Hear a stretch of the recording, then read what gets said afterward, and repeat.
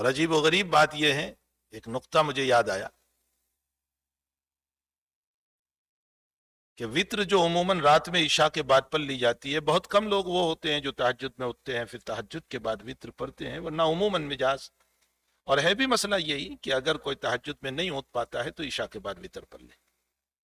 اور وطر واجب ہے حضرت الامام ابو حنیفہ رحمۃ اللہ علیہ کے وہاں۔ تو پہلی رکعت میں صاحب شریعت صلی اللہ علیہ وسلم نے سبح اسم ربک الاعلی پڑھی ہے، اور دوسری رکعت میں قل یا ایھا الکافرون پڑھی، اور تیسری رکعت میں قل هو اللہ پڑھی۔ تو آخری دو رکعت کی جو دو صورتیں ہیں نا، قل یا ایھا الکافرون اور قل هو اللہ احد، یہ خالص توحید پر دلالت کرنے والی ہے۔ قل یا ایھا الکافرون میں توحید فعلی ہے، اور قل هو اللہ میں توحید قولی ہے۔